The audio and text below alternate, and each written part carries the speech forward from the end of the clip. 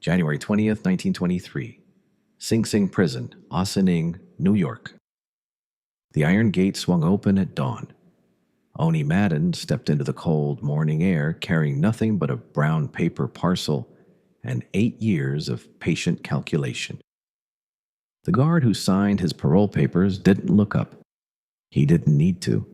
Everyone in Sing Sing knew the name. Everyone knew what he'd been before. The deadliest street fighter Hell's Kitchen had ever produced. What none of them knew was what he'd become behind those walls. A businessman who'd spent nearly a decade studying how empires were built. Manhattan had changed while he was inside. The Volstead Act had turned alcohol into liquid gold. The streets he'd left in 1915, brutal, chaotic, ruled by fists and knives, had transformed into something far more valuable. The real money wasn't in cracking skulls anymore. It was in supply chains, distribution networks, political protection. And Owney Madden, at 31 years old, understood this better than anyone. He caught the train south. By nightfall, he'd be back in Hell's Kitchen. By midnight, he'd begin building the most sophisticated criminal enterprise New York had ever seen. But first, he'd have to survive the place that made him. 1902, West 39th Street, Hell's Kitchen. The tenement hallways smelled like rotting cabbage and coal smoke. Owney Madden was 11 years old when his family arrived from Leeds, England, by way of Liverpool. They'd crossed the Atlantic expecting opportunity. What they found was a 6-story walk-up in the most violent square mile in America. Hell's Kitchen wasn't a neighborhood, it was a battleground. Bounded by 34th Street to the south, 59th Street to the north, 8th Avenue to the east, and the Hudson River docks to the west. It was a grid of crumbling brick buildings packed with Irish, Italian, and German immigrants fighting over scraps. The police rarely entered after dark. The ambulances came only for bodies. Street gangs controlled everything. The Hudson Dusters ruled the southern blocks. The Gophers owned the north. They weren't organizations, they were tribes, territorial, savage, operating on a code so primitive it barely qualified as structure. Control your block, tax the businesses, kill anyone who challenges you. Madden watched, learned. By 13, he was running with the Gophers. By 15, street legend claimed he'd killed his first man. The details are unverified, no arrest record survived, no newspaper account. But the story spread through Hell's Kitchen like a fever. A rival gang member had supposedly cornered Madden in an alley off 10th Avenue. The man was older, heavier, armed with a lead pipe. According to the legend, Madden left him dead in a pool of rainwater with his skull caved in, walked home, washed the blood off his hands, and never spoke of it again. The Gophers noticed. Violence was common, but Madden's violence was different. It was cold, efficient, unshakable. 1910, 10th Avenue Saloon. By 18, Owney Madden was a lieutenant in the Gopher Gang. He dressed better than the others, pressed suits, polished shoes, hair slicked back with pomade. But the elegance was deceptive. Beneath the surface was a fighter so vicious that other gang members called him Owney the Killer. The nickname was earned. Madden had been shot, stabbed, beaten with brass knuckles and iron bars. None of it stopped him. In 1912, a rival gang ambushed him outside the Arbor Dance Hall on West 52nd Street. They put 11 bullets and 6 knife wounds into him. He survived. Walked out of the hospital 3 weeks later and methodically hunted down every man who'd been there. By the end of the year, 5 of them were dead. The message was clear. You couldn't kill Owney Madden. And if you tried, he'd kill you slower. But Madden understood something the other Gophers didn't. Reputation alone wasn't enough. Violence without structure was just chaos. The gang needed organization revenue, sustainability. He began steering the Gophers away from petty theft and towards something more lucrative: labor racketeering. The docks were controlled by Irish unions, and those unions were vulnerable. Madden offered protection to longshoremen: insurance against strikes, accidents, rival gangs. If they refused, the accidents happened anyway. Cargo went missing. Workers got hurt. Businesses burned. It was extortion, refined into a business model, and it worked. By 1914, the Gophers were pulling in thousands of dollars a month. Madden was no longer just a killer. He was a treasurer, an administrator, a gangster, learning to think like a capitalist. November 6, 1914, West 52nd Street. The mistake was simple. Madden fell for a woman, a dancer named Margaret Everdeen, known as Frida Horner on the vaudeville circuit. She was beautiful, charismatic, and involved with another man, William Moore, a streetcar conductor with no connection to the underworld. Madden didn't care. He wanted her. Moore refused to step aside. On the night of November 6th, Madden and another Gopher enforcer, Tony Romanello, cornered Moore outside the Arbor Dance Hall. Witnesses later testified that Madden fired 5 times. Moore collapsed on the sidewalk, bleeding from wounds to the chest and abdomen. He died before the ambulance arrived. The killing was clumsy, too public, too emotional. Madden was arrested within hours. The trial was swift. On May 27, 1915, he was sentenced to 10 to 20 years in Sing Sing prison for manslaughter. At 23 years old, Owney Madden's reign over Hell's Kitchen was over. Or so everyone thought. 1915 to 1923. Sing Sing prison, Ossining, New York. Sing Sing was supposed to break him. Instead, it remade him. Madden wasn't like the other prisoners. He didn't waste his time fighting guards or plotting escapes. He read newspapers, business journals, books on finance and logistics. He befriended prison clerks, corrupt guards, and convicts with connections outside the walls. He studied how legitimate businesses operated: supply chains, cash flow, hierarchies of command. Most importantly, he watched the underworld evolve from the inside. While he was locked away, World War I ended, and Congress passed the 18th Amendment. On January 17, 1920, the Volstead Act went into effect. Alcohol became illegal, and overnight, every drinker in America became a potential customer for organized crime. Madden understood immediately. Prohibition wasn't a moral crusade, it was the greatest business opportunity in American history. The demand was infinite, the competition was fragmented, and the profit margins were astronomical.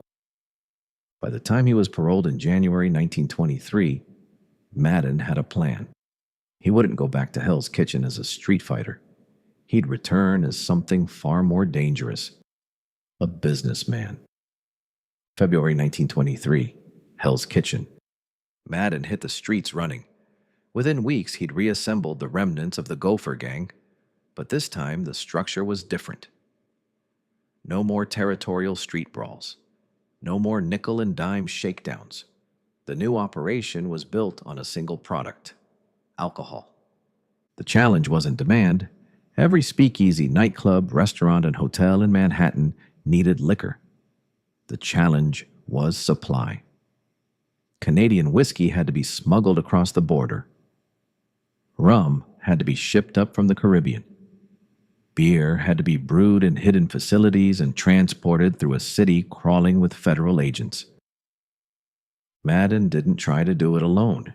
He formed alliances, strategic partnerships, the kind of collaborations that the old Irish gangs, insular, distrustful, locked into ethnic tribalism, would never have considered. He reached out to Frank Costello, an Italian bootlegger with connections to Tammany Hall. He negotiated with Dutch Schultz, who ran beer operations in the Bronx, By the late 1920s, he'd partnered with Jewish syndicate figures including Meyer Lansky and Benjamin Bugsy Siegel, who controlled liquor imports through Long Island. This was revolutionary. The older generation of criminals, Sicilian mafiosi, Irish gang leaders, saw the underworld as a collection of ethnic fiefdoms. Madden saw it as a market. Ethnicity didn't matter. Loyalty didn't matter. What mattered was efficiency, profit, and mutual benefit. By the mid-1920s, Madden controlled the flow of alcohol into Midtown Manhattan. He didn't own every speakeasy. He didn't need to. He owned the supply, and whoever controlled the supply controlled everything. 1923 to 1929, the Bootlegging Syndicate. Madden's distribution network was a masterpiece of criminal logistics. Canadian whiskey came down from Montreal through a chain of trucks and rail cars, each leg of the journey managed by a different crew to minimize risk. If one shipment was intercepted, the others kept moving. Rum arrived by boat from the Bahamas, offloaded at secluded Long Island beaches in the dead of night, then transported into the city through a network of warehouses disguised as legitimate businesses. The operation required discipline. Madden hired drivers, dock workers, warehouse managers, accountants. He paid them well and enforced a strict code. No stealing, no talking, no unnecessary violence. Anyone who violated the rules disappeared. The money was staggering. A case of whiskey that cost $20 in Canada sold for $100 in Manhattan. A single truckload could generate $10,000 in profit. Madden was moving dozens of truckloads every week. But he understood something crucial. Cash was worthless if you couldn't spend it.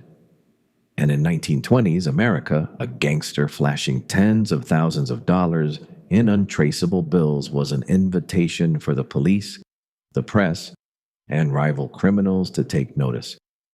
Madden needed legitimacy, a front, a way to launder his profits while projecting power and sophistication. He found it in Harlem. 1923, the Cotton Club, Lenox Avenue and 142nd Street. The Cotton Club wasn't a dive bar. It was a cathedral of jazz-age excess. White tablecloths, crystal chandeliers, a full orchestra. The most famous black entertainers in America performing nightly for an exclusively white audience of celebrities, politicians, and high society elites. Madden bought the club in 1923, using a frontman named Dan Healy to keep his name off the paperwork. On paper, the Cotton Club was a legitimate nightclub. In reality, it was a money laundering machine. Bootlegging profits flowed through the club's books, disguised as bar revenue, ticket sales, and private events. The liquor served at the Cotton Club came directly from Madden's supply chain, sold at a 500% markup to patrons who didn't ask questions. The club's reputation grew with each passing year. In 1927, Duke Ellington and his orchestra became the house band, transforming the Cotton Club into the epicenter of Harlem's cultural explosion. By 1931, Cab Calloway had joined the lineup, bringing his high-energy performances to packed houses night after night. But the Cotton Club was more than a front. It was a statement. Madden, the Irish street thug from Hell's Kitchen, had become the king of Broadway. He dined with movie stars. He shook hands with politicians. He controlled the most glamorous nightclub in New York City, and everyone knew it, even if his name never appeared on the liquor license. The dual identity was perfect. By day, Madden was a respectable businessman. By night, he was the most powerful bootlegger in Manhattan, and the line between the two was so blurred that even federal agents couldn't untangle it. 1925 to 1930. Boxing, gambling, and the political machine. Madden's empire expanded. He moved into boxing, taking control of fighters through a combination of bribery, intimidation, and strategic investments. Primo Carnera, the Italian heavyweight who would later win the world championship, was managed by Madden's associates. Fights were fixed. Bets were placed. Madden's men controlled the odds at Madison Square Garden, ensuring that every major bout generated tens of thousands in gambling revenue. The boxing racket served another purpose: networking. Ringside seats at championship fights were filled with politicians, judges, police captains, and business tycoons. Madden worked the room like a diplomat, offering cash, liquor, and favors in exchange for protection. His parole officer looked the other way. Beat cops ignored his speakeasies. Prosecutors dropped charges. Madden had bought the system, one handshake at a time. And unlike the street fighters who'd come before him, Madden understood restraint. Violence was a tool, not a reflex. He didn't gun down rivals in the street. He didn't bomb competing nightclubs. When he needed someone dead, it happened quietly. A knife in an alley, a body dumped in the Hudson River. No witnesses, no headlines. This discretion made him untouchable. The press called him the Duke of the West Side. Law enforcement knew he was a criminal, but they couldn't prove it. And as long as the bodies didn't pile up, the public didn't care. By 1930, Owney Madden was the most powerful Irish-American gangster in history. He controlled liquor, nightlife, boxing, and gambling across Manhattan. He had political connections that reached into City Hall and the NYPD. He was making millions. But the underworld was shifting, and Madden, always calculating, saw the storm coming. 1930 to 1931, the Castellammarese War. While Madden ruled Broadway, the Italian underworld was tearing itself apart. The conflict was old world tribalism at its ugliest. A war between two Sicilian factions for control of New York's Italian rackets.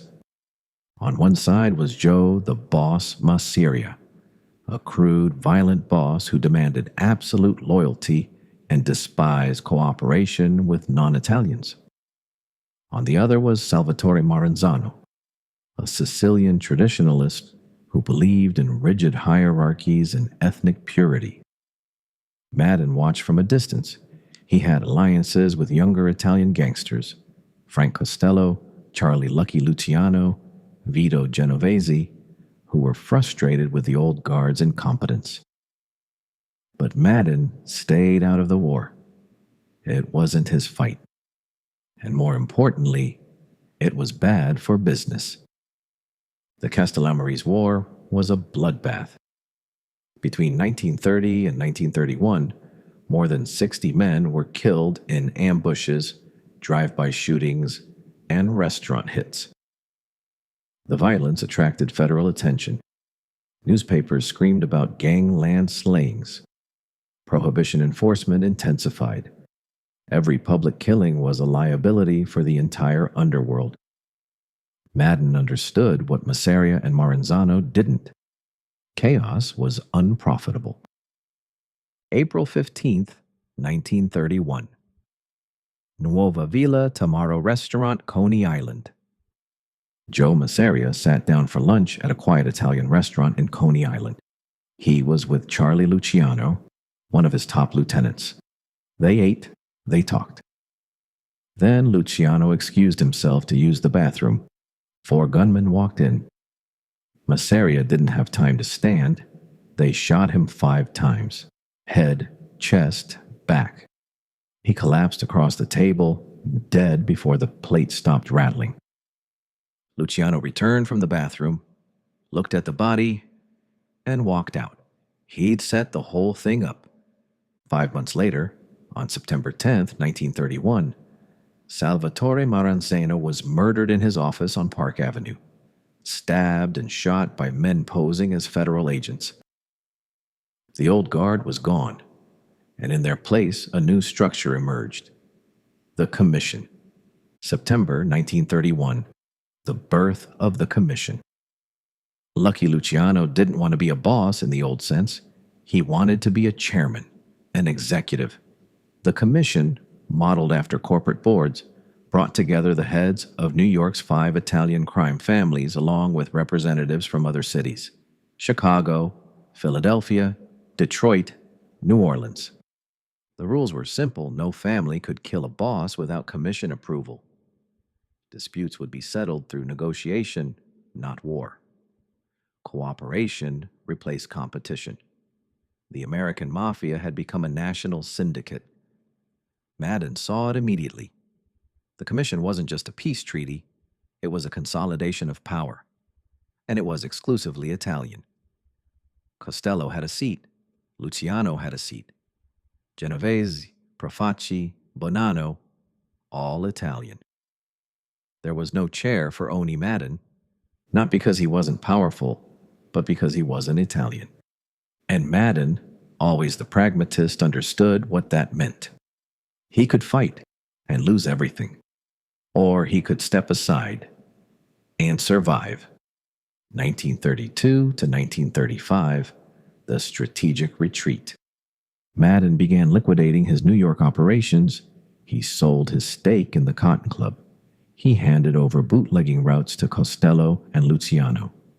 He quietly transferred boxing contracts, gambling operations, and nightclub interests to commission-approved associates. To the outside world, it looked like retirement. In reality, it was self-preservation. In 1932, Madden was arrested for a parole violation, a technicality, a warning. He served a year at Sing Sing, then walked out and made a decision. He was leaving New York for good. 1935, Hot Springs, Arkansas. Hot Springs wasn't a retreat, it was a kingdom without a king. Nestled in the Ouachita Mountains, Hot Springs was a resort town built on illegal gambling and political corruption. The bathhouses attracted tourists, the casinos attracted criminals, and most importantly, the local government, bought and paid for, had no interest in enforcing federal law or cooperating with authorities from other states. Hot Springs operated under its own rules, a corrupt political machine that protected anyone who paid the right people. Madden arrived quietly. He bought into the Southern Club, the town's premier casino. He invested in the Belvedere Country Club. He married a local postmaster's daughter, Agnes Demby, cementing his ties to the community. Within 2 years, Owney Madden controlled Hot Springs the same way he'd controlled Hell's Kitchen and Broadway, through cash, influence, and calculated violence. He didn't run for office. He didn't need to. He owned the men who did. The casinos operated openly. Slot machines lined the hallways of the Arlington Hotel. Roulette tables spun at the Ohio Club. High-stakes poker games ran in the back rooms where politicians, judges, and gangsters sat side by side. Madden's name was on none of it. But everyone knew who was in charge. 1935 to 1964, the Hot Springs Godfather. For nearly 30 years, Madden lived in Hot Springs as a respected citizen. He attended church, he donated to local charities, he played golf at the country club. The FBI watched him. They knew what he was, but they couldn't prove it. And as long as the violence stayed contained, they didn't push. Madden's old associates, Costello, Lansky, Luciano, visited him in Arkansas. They came for advice, strategy. Madden was out of the game, but he was still respected. He'd done what almost no other Prohibition-era gangster managed. He'd walked away. He avoided the fate of Dutch Schultz, gunned down in a Newark restaurant in 1935. He avoided the fate of Lucky Luciano, deported to Italy in 1946. He avoided the fate of Al Capone, destroyed by syphilis and federal prison. Madden simply disappeared into legitimacy, protected by distance, discretion, and the loyalty of the men he'd never betrayed. April 24th, 1964. Hot Springs, Arkansas. Owney Madden died peacefully in his sleep at the age of 73. He was buried at Greenwood Cemetery in Hot Springs. His funeral was attended by local politicians, businessmen, and a few very quiet men who'd flown in from New York. There were no headlines, no retrospectives, no federal investigations. The king of Broadway, the man who'd ruled New York before the Mafia, slipped into history as quietly as he'd left it. Owney Madden's story is the rarest kind of gangster tale, one with a happy ending. He rose from nothing, a poor Irish immigrant in the most violent slum in America, and built an empire. He controlled liquor, nightlife, boxing, and gambling across Manhattan during the most lucrative criminal era in history. He partnered with Jews, Italians, and anyone else who could help him make money, shattering the ethnic tribalism that defined organized crime. And when the Mafia consolidated power, Madden didn't fight. He adapted, he stepped aside, he found a new kingdom in Arkansas and ruled it for 3 decades without ever going back to prison. The lesson wasn't just about power, it was about knowing when to let it go. Madden understood what so many gangsters didn't. Survival beats legacy, money beats reputation, and walking away beats dying in the street. He was the Irish mobster who ruled New York before the Mafia, and he was smart enough to let them have it.